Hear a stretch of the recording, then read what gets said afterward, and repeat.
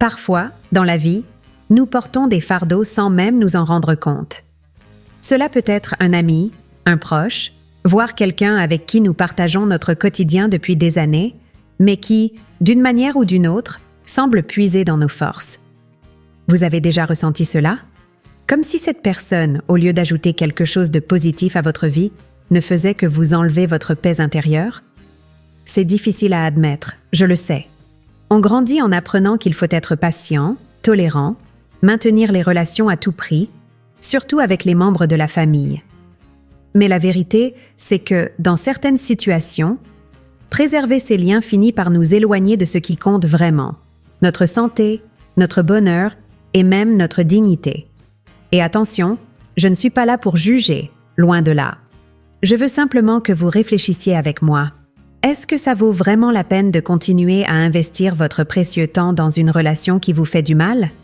Aujourd'hui, prenons le temps d'en parler calmement, sans précipitation, et voyons ensemble les signes qui pourraient vous aider à comprendre si le moment est venu de vous libérer d'une relation toxique. Vivre en paix n'est pas un privilège, c'est un droit. Le premier signe qu'une relation peut vous nuire, c'est lorsque vous avez constamment l'impression de marcher sur des œufs en présence de cette personne. Cette sensation que tout ce que vous dites ou faites pourrait déclencher une explosion ou une critique sévère. Vous vous surprenez à réfléchir 2, 3 fois avant de parler, de peur que votre opinion, ou même simplement le fait d'être vous-même, ne dérange. C'est épuisant, n'est-ce pas? C'est comme vivre sur un champ de mines, essayant d'éviter les conflits à tout prix. Mais le problème, c'est que cet effort pour maintenir une paix apparente finit par vous coûter votre sérénité. Vous refoulez vos émotions, vous évitez d'être sincère et petit à petit, vous vous éloignez de vous-même. Le pire, c'est qu'on a souvent tendance à justifier le comportement de l'autre. On se dit qu'il ou elle traverse une mauvaise période ou qu'au fond, cette personne ne réalise pas l'impact qu'elle a sur nous. Mais soyons honnêtes, si cette situation dure depuis des mois, voire des années, est-ce vraiment une simple phase? Les conséquences de tout cela sont profondes.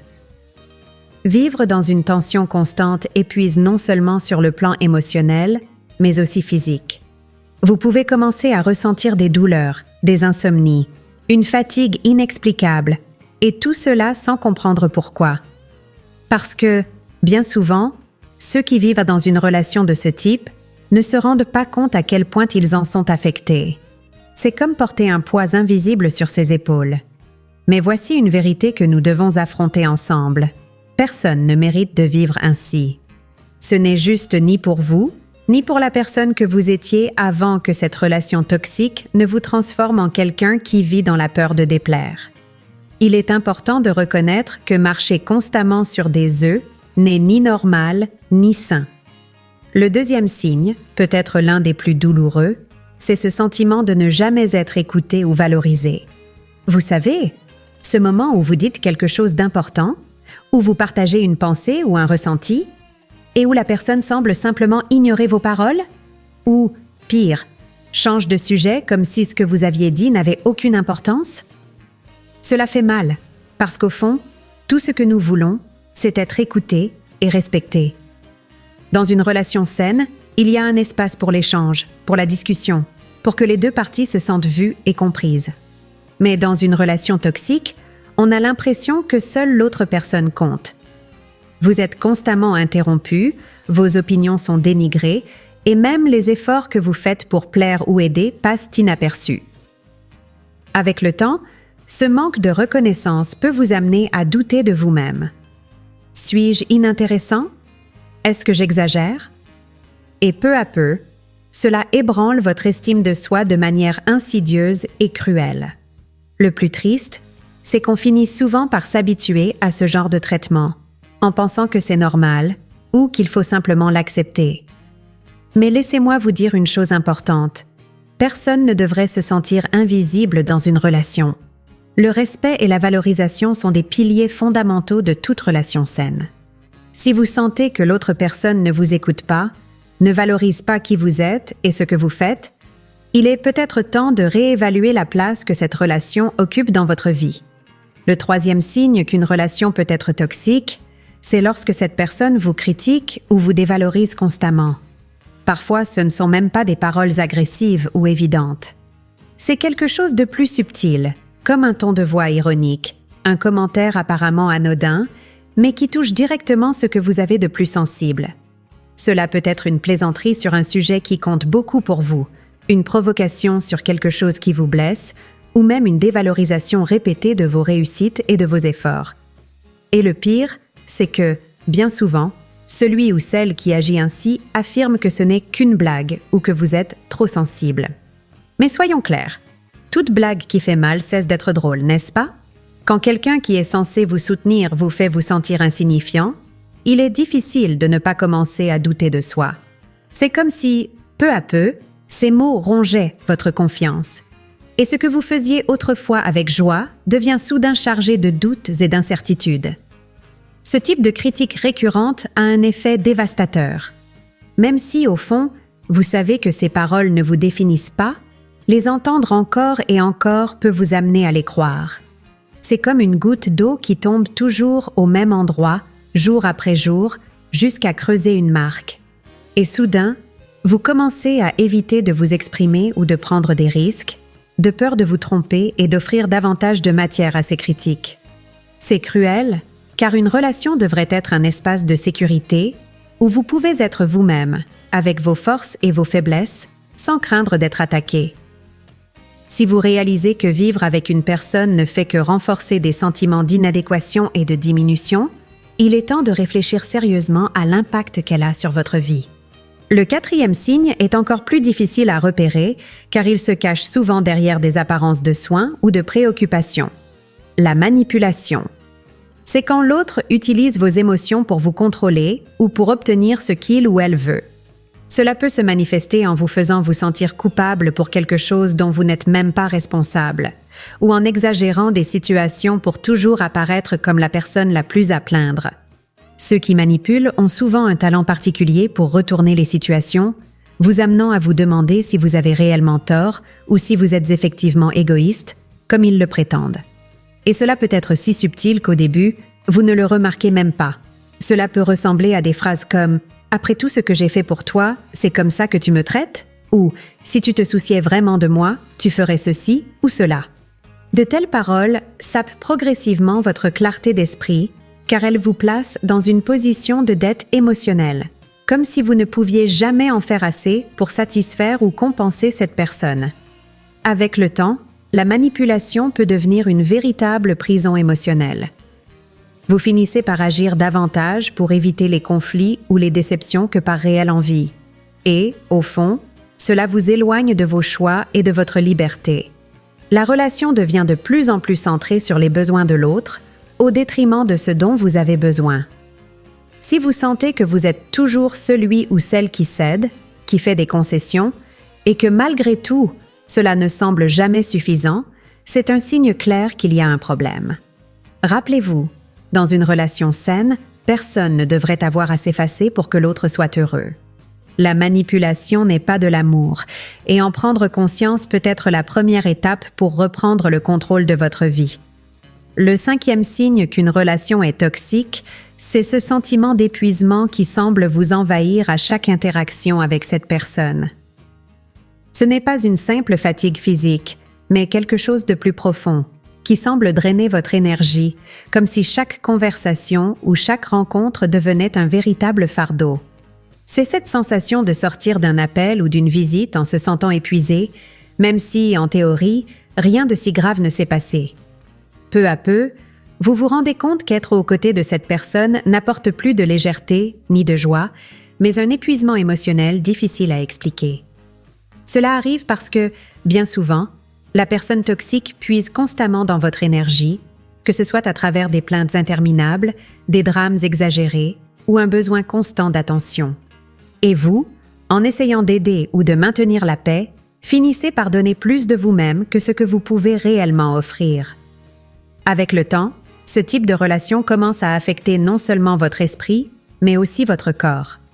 Vous pouvez ressentir une fatigue permanente, des douleurs qui semblent inexplicables, ou même des problèmes de santé qui n'existaient pas auparavant. Le stress causé par ces interactions épuisantes s'accumule et soudain, vous vous retrouvez à éviter cette personne, inventant des excuses pour ne pas être en sa présence, mais sans avoir le courage de dire ce que vous ressentez vraiment. Et vous savez ce qui est le plus inquiétant?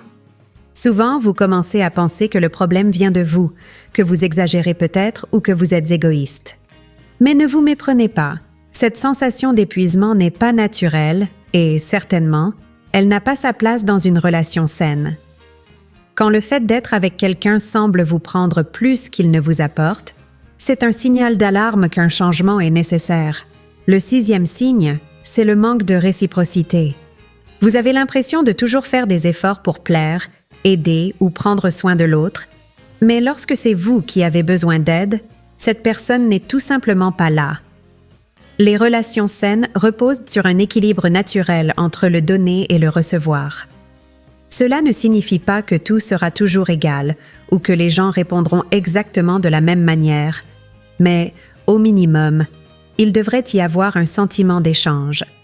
Or, si vous remarquez que vous donnez constamment de votre temps, de votre énergie et même de vos ressources, sans que l'autre personne ne montre le moindre effort pour rendre ou vous soutenir, c'est un signe clair de déséquilibre. C'est comme arroser une plante qui ne fleurit jamais, et peu importe votre dévouement, rien ne semble changer. Ce manque de réciprocité n'est pas seulement frustrant, mais aussi démotivant. Vous commencez à vous sentir utilisé, comme si vos gestes de gentillesse et de générosité étaient perçus comme une obligation, plutôt que comme quelque chose à valoriser.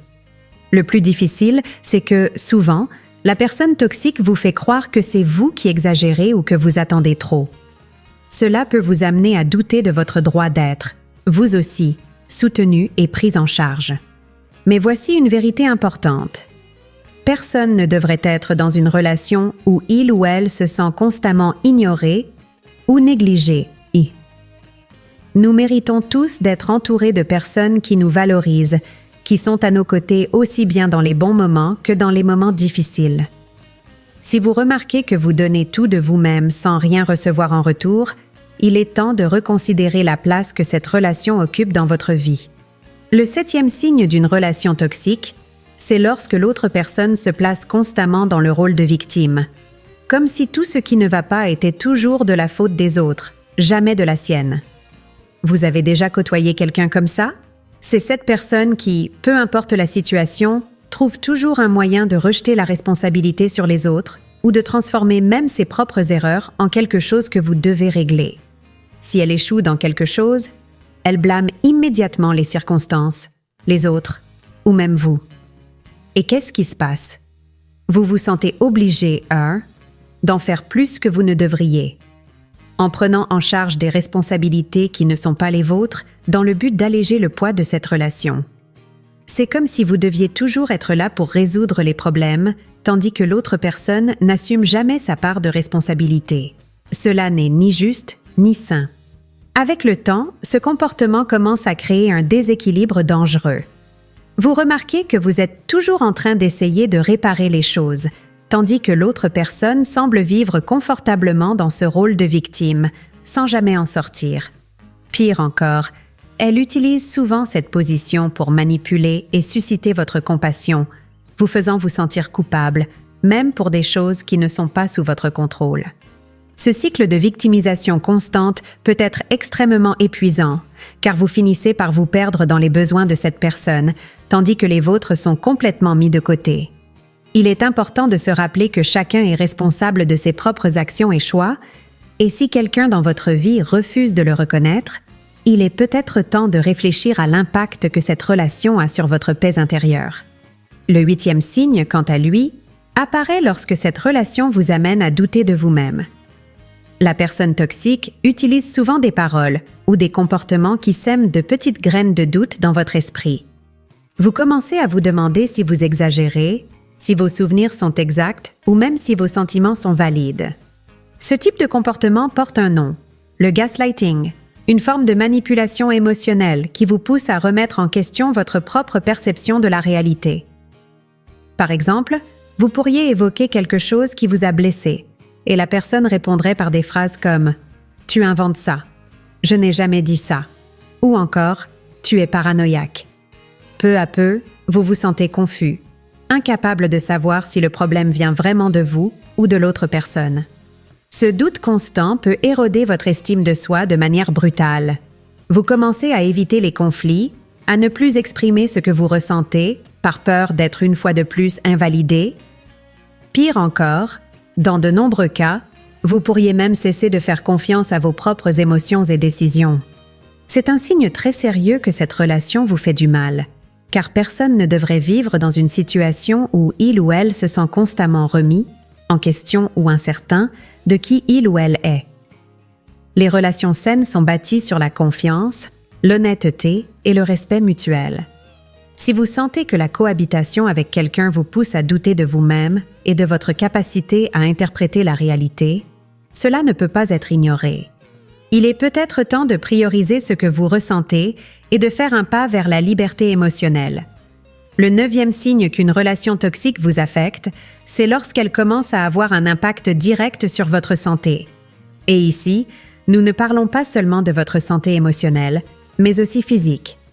Peut-être avez-vous remarqué que, ces derniers temps, votre corps réagit différemment.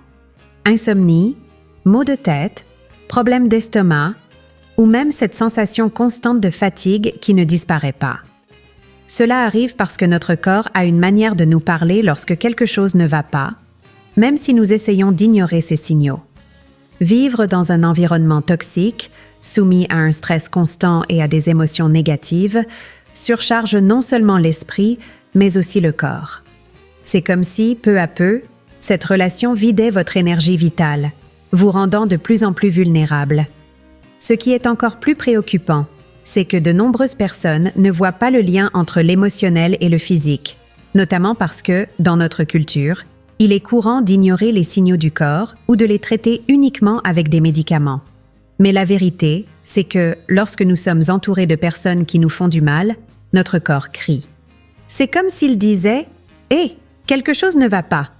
Si vous sentez que votre santé se dégrade et remarquez que ces symptômes apparaissent ou s'intensifient après avoir interagi avec une personne en particulier, cela ne doit pas être ignoré. La santé est un bien précieux, surtout à mesure que nous vieillissons, et protéger notre bien-être émotionnel fait partie intégrante de la prise de soin de nous-mêmes. Cette relation, quelle qu'elle soit, contribue-t-elle réellement à votre vie ou est-elle en train de vous rendre malade? Le 10e signe, et peut-être le plus évident de tous, c'est lorsque vous réalisez que vous ne ressentez plus de joie ni de légèreté en présence de cette personne. Les relations saines devraient apporter du réconfort, des rires et un sentiment de sécurité. Même dans les moments difficiles, elles devraient être un refuge, un espace où vous vous sentez accueilli et valorisé. Mais, dans une relation toxique, cette légèreté disparaît. Chaque rencontre est chargée de tension, chaque conversation semble être un effort. Et lorsque vous êtes avec cette personne, tout ce que vous ressentez, c'est un poids difficile à porter. Ce manque de joie est un signe clair que quelque chose ne va pas. La vie est pleine de défis, c'est vrai, mais les relations que nous cultivons devraient être une source de force, et non un obstacle supplémentaire sur notre chemin. Avec le temps, cette absence de joie façonne la manière dont vous percevez la vie. Vous commencez à associer des moments qui devraient être heureux à des sentiments d'angoisse et d'anxiété. Et cela vous prive de la possibilité de savourer les petits plaisirs du quotidien. Et voici la question la plus importante. Vous méritez la joie. Vous méritez d'entourer votre vie de personnes qui vous font sourire, qui vous écoutent, qui sont à vos côtés de manière authentique. Si cette relation ne vous offre pas cela, il est peut-être temps de réfléchir à la manière de faire de la place pour de nouvelles connexions qui apportent vraiment quelque chose de positif. Après tout, il n'est jamais trop tard pour chercher la légèreté, le bonheur et la paix que vous méritez tant. Il arrive un moment dans la vie où nous devons faire des choix difficiles, mais nécessaires. Couper les relations toxiques ne signifie pas un manque d'amour ou de compassion. Au contraire, c'est un acte de respect envers soi-même, envers son histoire et envers le temps précieux qu'il nous reste. Ce n'est pas de l'égoïsme que de vouloir la paix, de vouloir s'entourer de personnes qui vous valorisent et qui ajoutent quelque chose à votre vie au lieu de vous en enlever. C'est du courage. le courage de se regarder en face et de se dire « je mérite mieux ». Et vous savez, cette décision n'a pas besoin d'être prise avec colère ou ressentiment, mais avec sérénité. Parfois, s'éloigner est la meilleure façon de prendre soin de soi et de l'autre, car aucune relation ne devrait exister au détriment de la souffrance de quelqu'un. Aujourd'hui, plus que jamais, je vous invite à réfléchir à qui mérite de tenir une place dans les espaces les plus précieux de votre vie et, surtout, à vous rappeler qu'il n'est jamais trop tard pour recommencer et vivre avec plus de légèreté, plus de joie et plus d'amour de soi.